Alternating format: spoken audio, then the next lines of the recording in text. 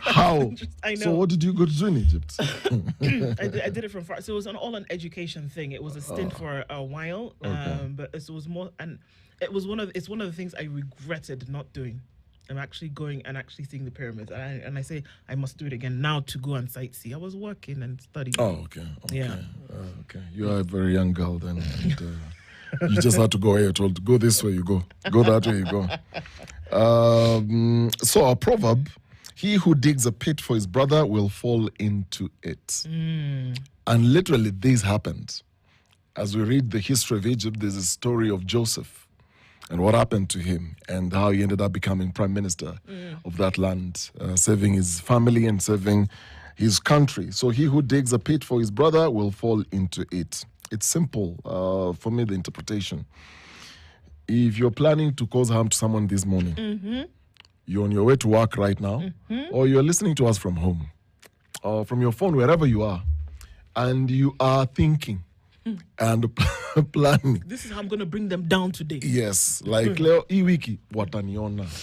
Awanijui. But by this weekend, Akia, if that's your plan, what if you're planning to harm, or you're planning to, people connive and then they make sure that whatever it is that you're supposed to give, it's a deal. And a lot of people do these things. Yeah. Like you don't get that deal for whatever reason.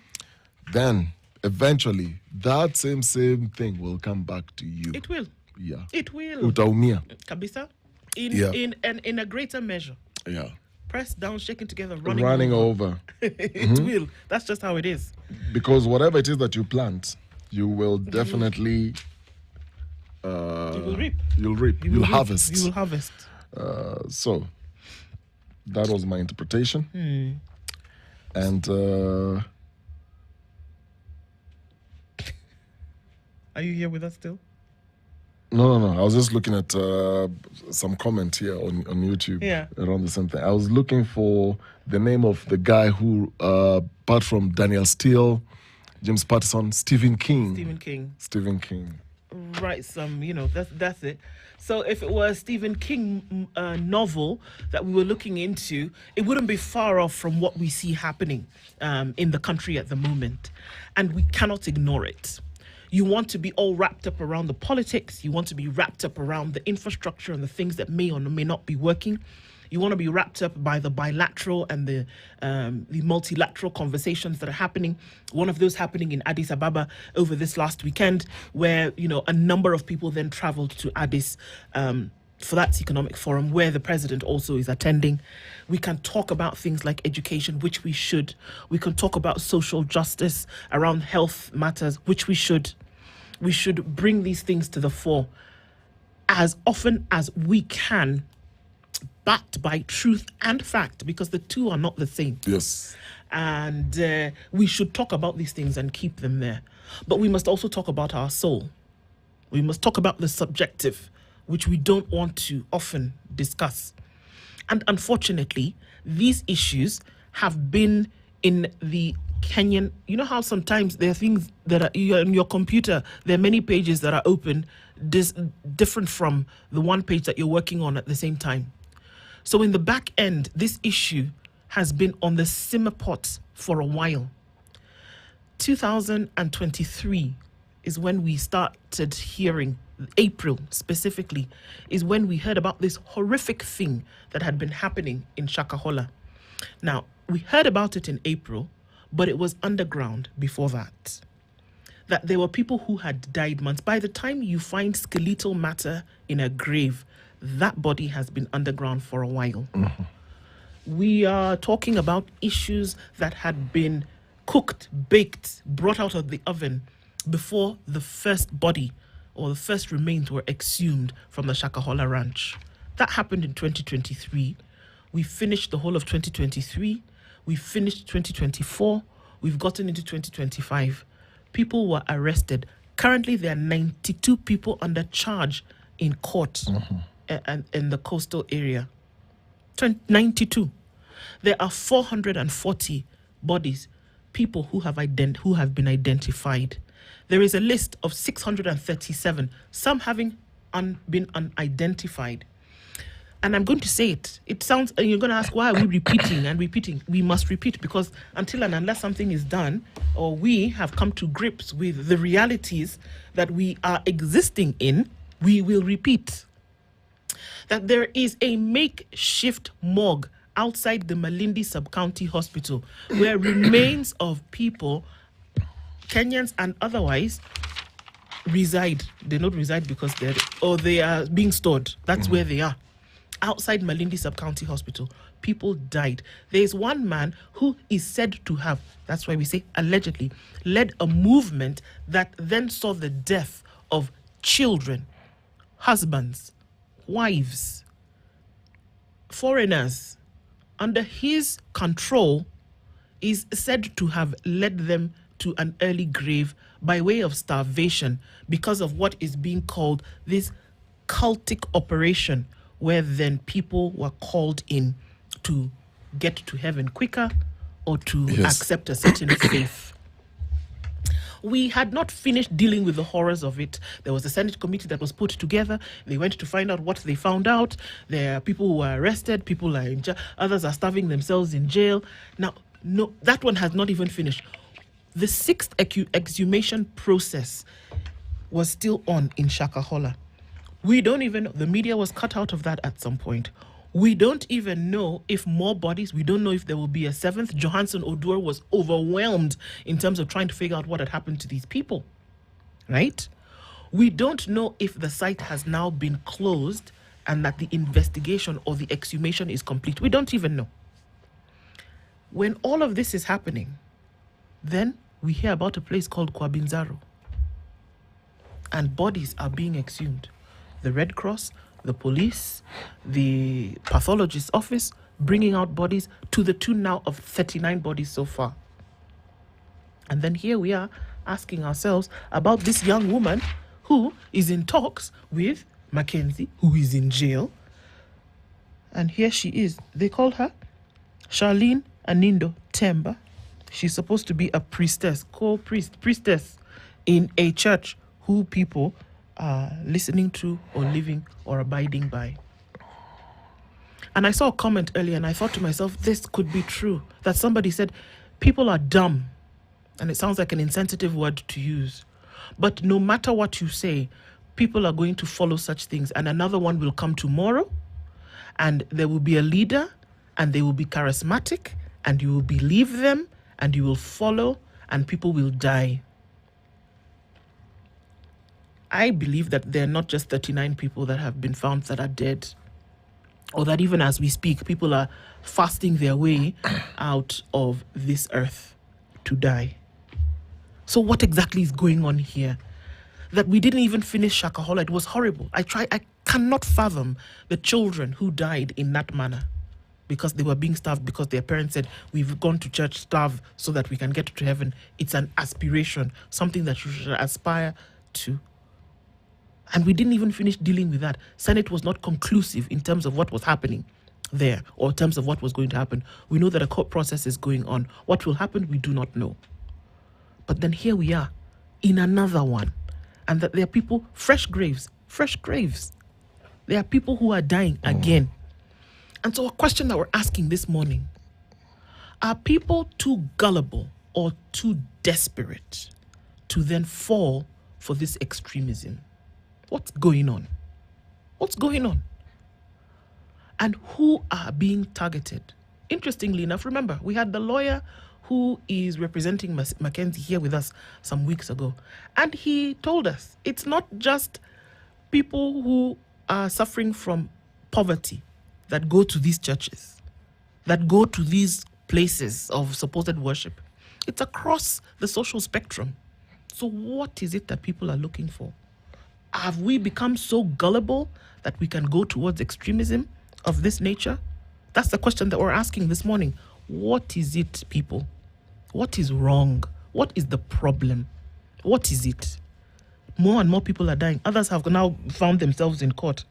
The Shakahola massacre is not closed. It's not closed. Other people are still dying. Almost 40 now been found in a span of 3 weeks. It's not closed. It's not done. What is it? What's the problem? This fanaticism, this extremism that people want to follow and go. That when you sit here, if I tell you, Dennis, you know what? You want to go to heaven? I'll take you. Starve yourself. You, in your right mind, will you look at me and listen? It goes back to the question you asked. Are people too gullible or too desperate? I think it's both, but it will be interesting also to hear from our viewers and listeners once we have those phone numbers up on what they think about all this. Because you look at the story of Bi Nzaro, it reads like a movie. And I'd like you to get into some of that. It doesn't even sound real. But here's how you piece this whole story together, because it's easy then to fill in the gaps based on the information that we have. So this thing started, not the deaths, because we know by 2023, 400 Shakahola. Yes. And that is still, quote-unquote, a mystery. We still don't have a finalized report on what exactly is going on. Mackenzie is still in custody together with other suspects. Yes. So the thing is still ongoing. Investigations are still ongoing. But as those investigations are ongoing, something happened in Bi Nzaro. Here's the thing. If this thing happened in a developed country where not 400, 2 people or even 3 people died mysteriously, like there is a grave and people opening one grave, then they find another grave, then they find another grave, that would have caught the national attention and people not move away from that story. But here in Kenya, surprisingly, 400 is just a number.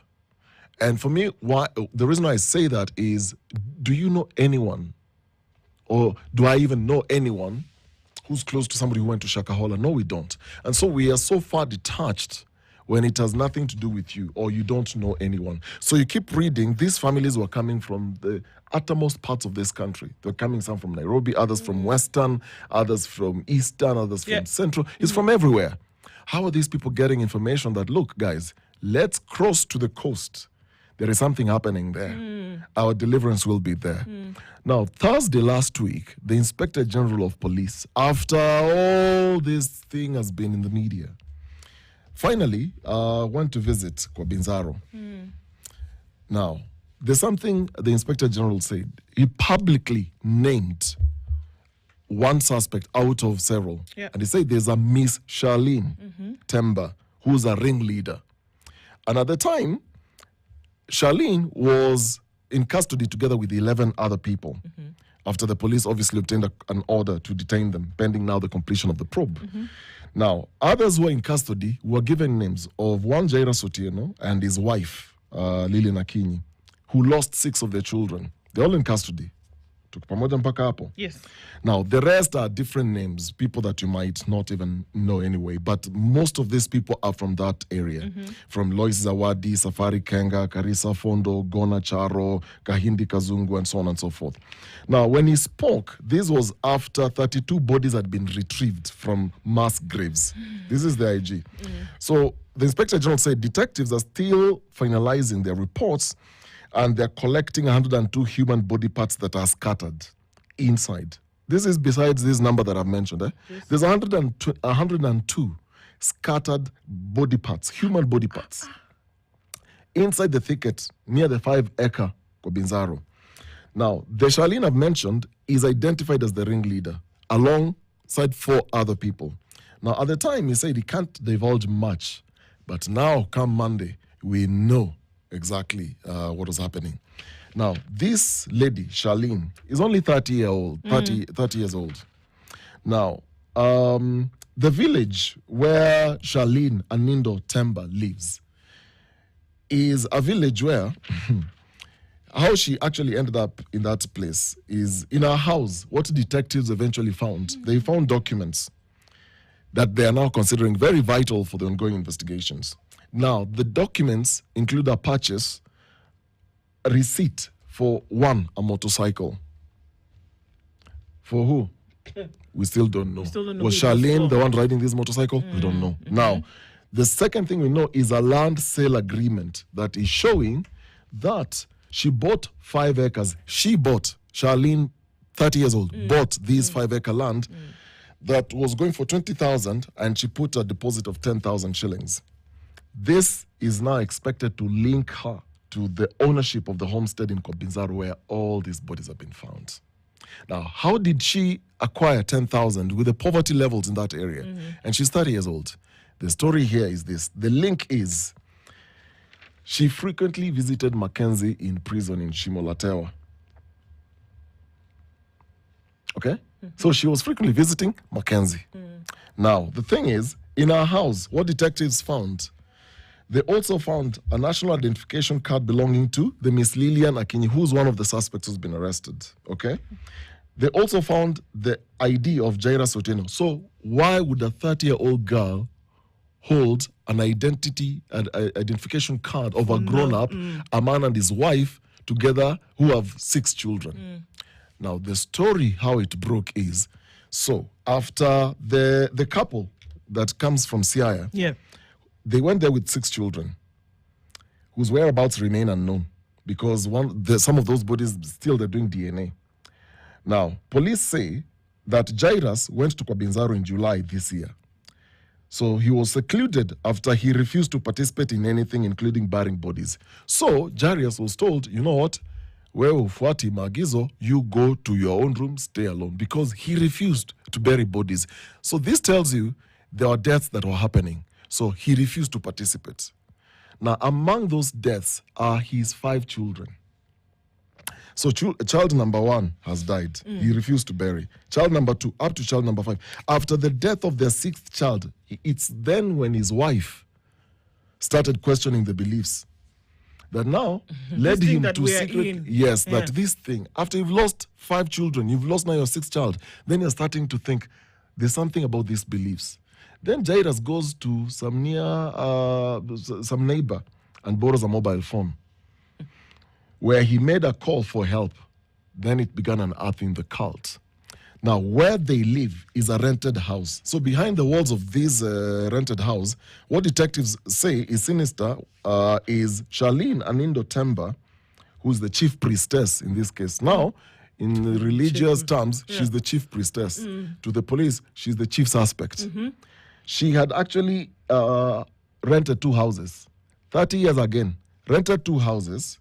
So followers of the cult were being drawn from different parts of the country, and they were being indoctrinated quietly because neighbors are saying there was no shouting, there was no screaming, there was nothing unusual. So they started seeing streams of families, a husband and a wife, 1 child, a husband and a wife, 2 children. In this case of Jairus, 6 children. Others is just a couple going in. So people are thinking, wait a minute, these are family members coming to visit one of their relatives because of the seclusions. People don't question, people don't ask. Apparently, inside the walls, indoctrination was happening that was leading to the path of starvation. Mackenzie was doing this publicly. Well, he was doing this by preaching. He had owned a TV station. Very smart guy. Now, Charlene, in this case, was not anywhere near TV or radio or an open church. No, these were just rented rooms where people were coming in and they're being told this is the way to heaven. No church service like that? No, nothing like that. So last week, when detectives visited Furunzi and established that Ms. Temba lived in secrecy, only hosting families that would later be transported to Bi Nzaro in the vast Chakama ranch in Kilifi. So she was the one who was playing host. So after a while, people are being transported to this 5-acre ranch that she bought with a down payment of 10,000 shillings. Her mission was to lead people to God, but instead led them to death. What is this? Now we have 40 bodies and more. 102 scattered body parts, human body parts. They're still trying to figure out what's going on. You know, I have to ask you that the folks who look at it, and we have to ask ourselves, look at it. The people who lead, this one that you're calling priestess, the one who was the pastor, whatever, how come they're never victims of this thing? Why are they alive? Do you understand These my question? people who do this? Do you understand my question? There are people who are starving and they're dying and they're going to heaven. Are you the last one remaining on the ship that you need to make sure that everybody gets aboard before you close the door? Or why is it that you, as the one who is leading, remain alive? We don't hear that the leader of the thing is also starving and has gone to God, and then somebody else takes over. No. There are other people who are dying and then they're going. Why? Why is that the case? The question that we're asking this morning, people, Are people too gullible or too desperate to fall for this extremism? That's the question that we're asking this morning. We would love to get your thoughts and your views on this. It is important that we address it. It's important that we talk about it. Call us this morning, 0732 142 650 or 0732 142 652. That's 0732 142 650 or 652. We're hearing from you this morning. We'd like to hear your thoughts because this is something that's affecting people. It's something that's affecting and society that almost now, 102 body parts could easily be 102 people. It could be 5 people. It could be 10 people. It could be 30 people, but they are people.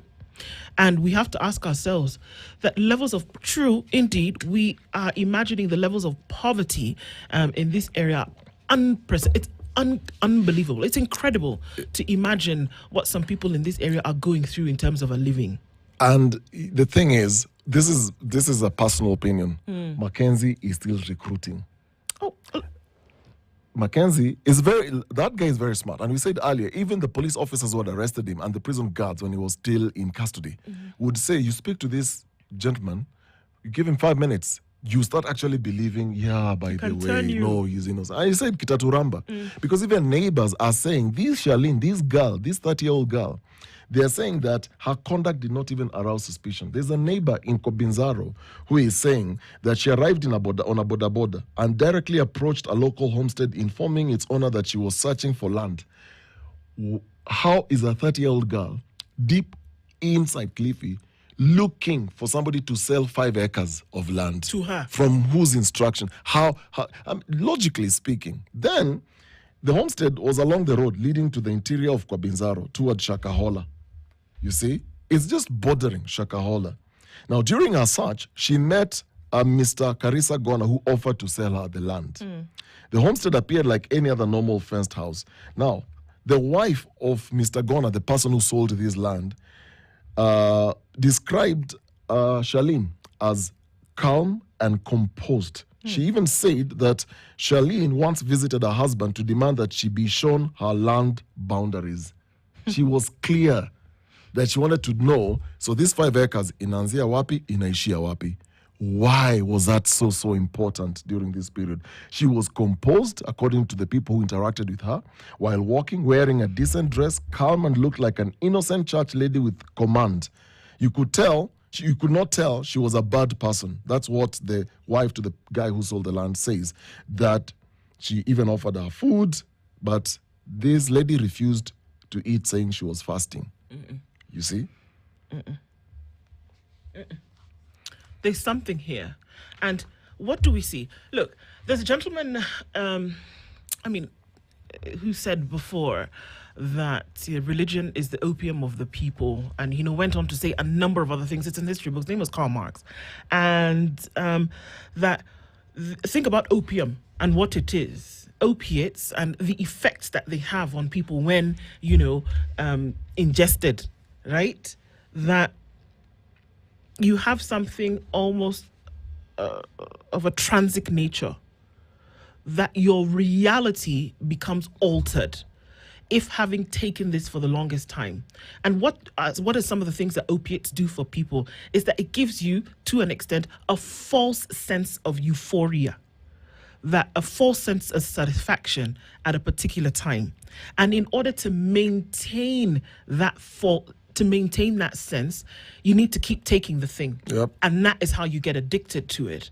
And that if anybody were to tell you anything when you're under the use of these particular opiates,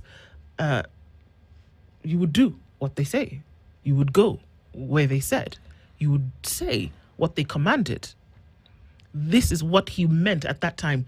And he likened now religion, where people would go into a trance, where people would start to believe certain things. And this kind of extremism, if anything, kind of cements what the man said at that time. That this religion, bastardized as it may appear to be in this case, that is the thing that gets people, that gets people to behave in a way different from what they would normally do. Because you think about it, Dennis. If this high priestess, or whatever it is that we're calling her, was able to get some rooms here and there, and that people on their own volition would come into these rooms and sit, and they would starve themselves to death. Then they die. Then who removes them from those rooms and goes to bury them? Who's doing this thing? Who is convincing them that it's okay to do that? What situations are they in that are so desperate, that makes them so gullible, that somebody can come to them and tell them the way out of this is unto a joy that is in heaven or wherever it is, and the only way to get there is for you to strip yourself of any kind of human desire, such as hunger, in order for you to live on the other side? How crazy do things have to be for people to believe it and then act on it? And when I say crazy, I don't mean how crazy do things have to be for individuals for you to get to that point? You know, we were created to aspire as human beings. There is always something you look forward to. There is a betterment to life that we all seek. That's why we work. We want to improve the quality of our lives. We want to be better people.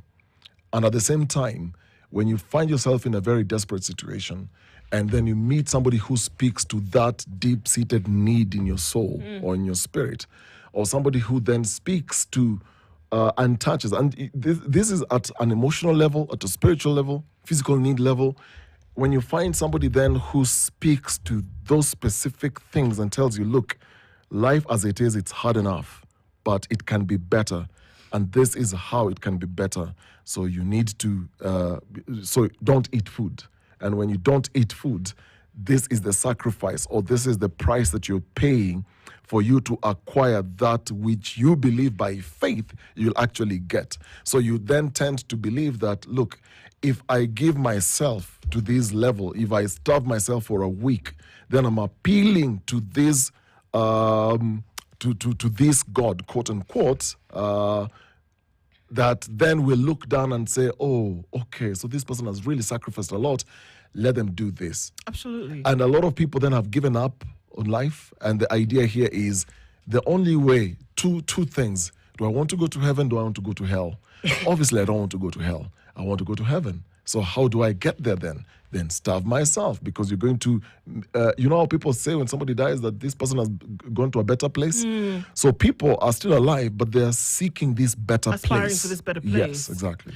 And so, I mean, and for sure, Atieno, I'm not saying that I'm not saying that people are crazy or dumb. What I'm saying is, how crazy are the situations that people find themselves in, liking to what you're saying, Dennis, that is going to get them to be in a place whereby somebody who then comes, because we've seen some charismatic pastors. I've been in the presence of some leaders at some point, and the words that fall from their mouth are like honey dewdrops draped in gold. They would say something and you would listen to what it is that they say. So you can imagine yourself in a desperate situation and somebody with such charisma is speaking to you in that manner. If they can almost turn police officers and prison wardens, what are we talking about here? Now about somebody who is in a desperate situation, who is saying, okay, there is a place, right? I feel isolated, I feel desperate, I am poor, I have nothing. And then you come and tell me that there is a place whereby I don't have to go through this suffering anymore. And the manner in which you're delivering this message to me is so incredible. Is that why people are falling for this thing? We're taking your calls, guys. We're doing it this morning on 0732 142 650, 0732 142 650 or 652. Let's hear from you this morning. Tell us where you're calling in from. Hello, good morning. Hello, good morning. Okay, I think our calls are dropping, but we'll take more of those as we come through. What is the situation? You know, there's a sense where people search for meaning into life, you know, and what then these cults do, they give you a sense of belonging. When you study any cult, there is a strong sense of community. Sure. So you want to bring people together, but then what you're essentially doing, you're also secluding them from the rest of the world and then indoctrinating them. And you need them alone. That's the thing. We're taking your calls this morning. Hello, good morning. Hello, good morning. Good. How are you guys? Very well. Please tell us your name and where you're calling from. I'm in Nairobi. I'm heading to work. Yes. I'm listening to you guys. Manze, mimi naona hiyo ni mambo na brainwash ndio mingi sana.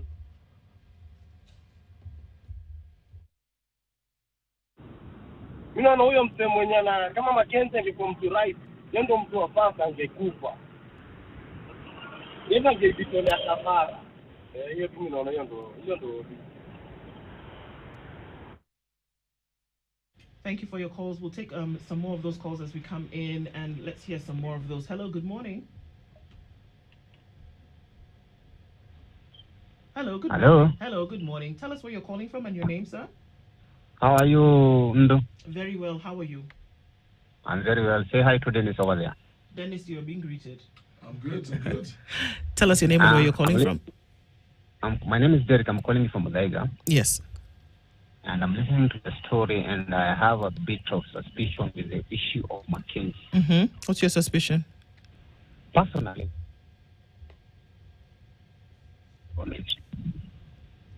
Sorry? I suspect Mackenzie is being used by some top leaders in this government because from that time he was jailed till now, he has not been confirmed guilty or not guilty. And one could be these people are trying to manipulate these people to die, and before they die, they are being forced to fast. Can you hear me? Yes, we can hear you. They are being forced to fast so that when you fast, the body sometimes it kind of detoxifies itself. And there could be something called organ trafficking. And I don't know. It's a crazy world we are living in right now.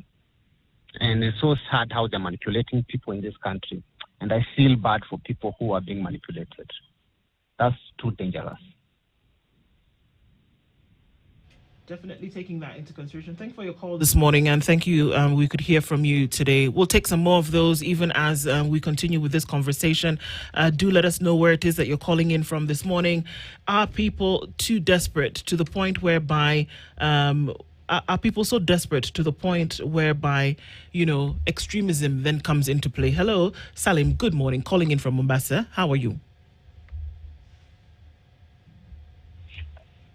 Okay, I'll just put it in two ways. One, people are so lives nowadays in a way that they like shortcuts.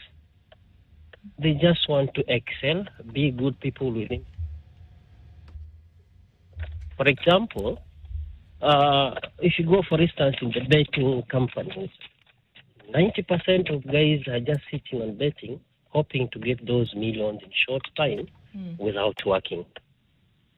So the same formula, people want to excel, either to go to paradise or to have good life without struggling. People don't want to spend time to use their energy to get the best thing forward. Sasa mtu ameambiwa tu hapa ukiramba matope mwili wako utakuwa brown, utakuwa kama mzungu. Hiyo matope itaisha in 10 minutes. People are so desperate to get good things without going deep, knowing the base of it, uelewe hii kitu inaendaje, inafaa ifanye vipi ndio mimi nipate kwenda huko mbinguni. As my fellow has said, yeye mwenye anataka ende mbinguni ako hapa anakuambia wewe uende. A teacher teaches you to go to a better life, yeye mwenye tayari ako katika hiyo better life. A doctor is treating you upate uzima na yeye mwenyewe tayari ako pale na anatreat akinywa dawa yeye pia. How come Mackenzie anaambia wenzake waende mbinguni na yeye bado? Yeye ndiye atafunga gate. And finally, tuache watoto wasome elimu kwa uchini. Ukiangalia 90% yenye Mackenzie amekuwa affected ni watu wa 18 something. Hao wote hawana background ya religious education, whether a Muslim or a Christian. Unaona, let's allow our kids waende Bible study, waende madrasa. At least they know the basics from a very early beginning. Lakini mtu amekaa amefika 24 ajielewi, ako disparate, ajui atakula nini, alafu all of a sudden kuna njia hapa ya kwenda mbinguni. Ajui amefundishwa the religion background yake iko zero. You can easily trap that person. I hear you. Sorry, but yes, that is my two things. Disparity and lack of knowledge at early stage of our kids. Thank you, guys. Thank you. Salim, thank you very much for your comments this morning. We'll still keep taking some of your calls today. 07321 42650 or 07321 42652. Our conversation continues this morning around what exactly is happening around the country. We'll take some of your comments that are coming in on our socials this morning as well. And it's very interesting to see that when we take a cross-section of what some of these comments are, that, desperation definitely does come in. We are gullible, is what a lot of folks have to say this morning. Looking into things, are we too gullible to fall for this kind of extremism? Because the truth of the matter is that it does come from across board. Dennis, Pan-African says, crazy how we are able to recruit from far-flung areas of the country and deep into the interior. People who can't even afford to travel to the coast, do they use social media? How do they know? Where are our journalists to solve the mystery crime? Could there be organ trafficking at work? Does that come into play, Dennis? That is perhaps that people are being trafficked for their organs? That has come into the suggestion? It's one lead. It's one among many leads. So you have then to connect the dots. If then there's organ trafficking, there is somebody high above Mackenzie and Charlene who is using them then to do this. How are they transporting these organs from those deep branches in Kilifi to wherever? How are they being preserved? A lot of questions still. Sure. Yeah. Mkama says it's exploitation of the most vulnerable. And Duke says, God lives within us, and that should be enough. Anybody can be radicalized, says Masai Mjini. I'd equate it to Stalin's Soviet Union or the Nazi Germans. Okay, that's interesting that you say that. We might be far from being able to elect good leaders as a country, considering the many people who follow shady religious leaders. And that politics is emotional and not logical. That it should be formulaic. It should be scientific. That we need this to be done. We see that this individual has it, take it and put it there. But we're too subjective. And so if we look at how we can be selected or how we can make selections about what we believe, then how are we going to make those decisions about who's going to come in to lead us? The problem is lack of regulation, delayed intervention and slow justice, says Isa Calais. And going on to say, couple it with charismatic leadership and distrust of institutions and promise of salvation. Mkwama says, I wonder if before religion came to Africa, whether African customary beliefs, there was a promise of heaven. Or was there a promise of, just living in harmony with one another? And also then people are agreeing with what you're saying, Dennis, that in all of this, Mackenzie himself is actually involved. Let's take some more of your calls as we're getting into things this morning. Hello, good morning. Tell us your name and where you're calling in from this morning. Good morning. My name is Mweni. Yes. Hello? Hello? Hello? Hello? Did we lose you? Hello? Okay, maybe you try to call back there and tell us your name and where you're calling in from this morning. My name. I can't hear you. Can you hear us? Yes, I can. Okay, go ahead. Tell us. My name is Mweni. Yes, Mweni. From Tala. Yes, Mweni. Am I talking to you right now? Yes, you are. You are on Spice. This is the Situation Room. Okay, We're hearing from you. Okay, go ahead. Okay, I'm Mweni from Tala. Yes. And I think what's happening in this country... Yes, go ahead. Happening in this country is a problem of religiosity in this country, where people are so desperate and malleable because of the state of the economy and because politicians have a role to play in this case. I'll take, for example, the noise in the churches. Like 3 churches. And I live deep down in the village, a place called Maisha, Missouri. I'm sandwiched between, 3 churches. In the morning, I cannot make a call. I cannot watch telly. I can't listen to the radio. And when I have tried to talk to the pastors, I've even written letters. Some even copied to your station, telling them that that noise is going to mess my ears. I have a right to live in a tranquil environment. But imagine I'm the enemy of the village. I'm supposed to be, I am a Christian myself. But what is happening here is just, what do you call it? Indoctrination. Yes.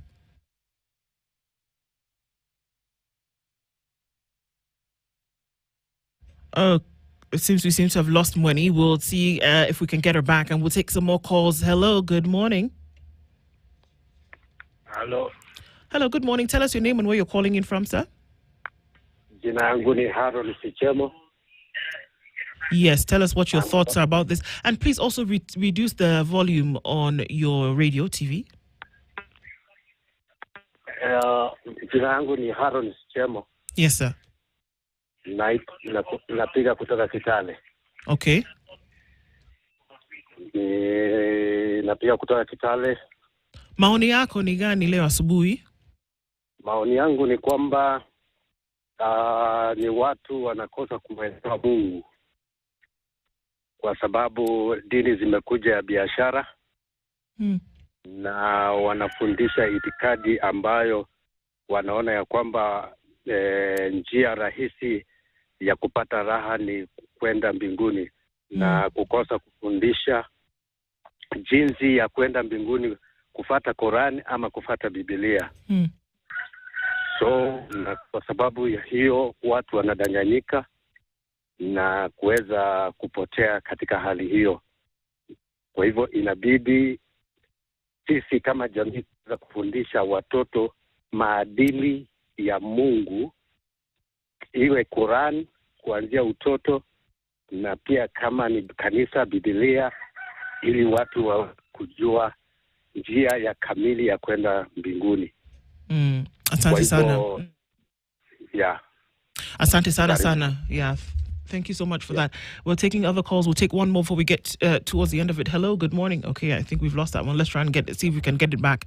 I mean, this is an issue for very many people. And have we seen that there is a takeover? We'll take that last call. Hello, good morning. Hello, good morning. Okay, I think we've lost that one. Let's try and see if we can get it back. Hello, good morning. Hello, good morning. Good morning. Please turn down the volume on your radio. Okay. I have done it. I'm doing it. Yes, Mama. Yes, good morning. Please let us morning. Please let us know what your thoughts are around this issue. My name is Richard Anyona Marangeti. Yes, sir. My thinking is that hii kazi yote inafanyika kwa ni setani na nguvu za kisetani. For example, how can someone tell you that you have got to die to go to heaven? Kwa nini yeye hataki kufa ndio aende mbinguni? For example, huyu Mackenzie amehaya even ni advocates wamtetee kwamba chakula ninapewa ni mbaya, itakuja kuniadhiri. Kwa nini yeye anatetea maslahi na uzima wake so much na anataka wengine wakufe? Hizo ni nguvu za shetani ndio zinafanya hivyo.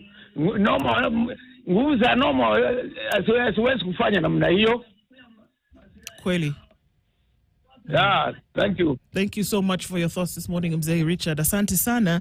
And this is what we're hearing from folks this morning, that we're getting to the point whereby it really is extreme. Dennis? I believe life is spiritual. You can scatter around this conversation. Unfortunately, the people have lost their lives, people have died. But always remember, life is spiritual. There is the dark side to spirituality. There is the good side to spirituality. The thing is, when it gets people then, because we're saying, are people desperate or gullible? It is somebody who rises up and takes advantage of your ignorance because you're not exposing yourself to knowledge. And I've heard some callers, talking about the importance of learning, getting to know what is in the book. If you're reading the Bible, what is in it? If you're reading the Quran, what is in it? The whole point is, people perish for lack of knowledge. There it is. And who says that? Not me. It's God who says that. Yeah. There My it people is. perish for lack of knowledge. For lack of knowledge. It is unfortunate, Dennis, that in the next couple of days, with more exhumations taking place, with Douglas Kanja, the IG of police, telling us that 102 body parts are yet to be identified, and that those who may be in other graves, remember that one of the things that we saw, one of the characteristics of this exhumation that we saw in Shakahola, is that we had mass graves, that there were very many people within graves, up to 6, 7 in a grave. And that we've not finished with Shakahola. We haven't finished. We haven't finished with Shakahola, but we've called this Shakahola too. Exactly. How is the 30-year-old girl luring all these families to rented houses, then leading people to bury bodies in the 5-acre piece of land? You have to ask. You have to ask. And this is where we are. That in the next coming days, in the coming weeks, more people will be exhumed. It reminds me of South Central Nigeria, where you have fattening rooms. In this case, you have starving rooms, where people are starving in order to get to heaven. They're operating right now. We're going to be faced with the horrors in the next couple of days. It's still very much alive. It's here with us. We can't keep it on the back burner. We must bring it out into the open and have these conversations. They continue, and we'll keep talking. Good morning at 8 o'clock.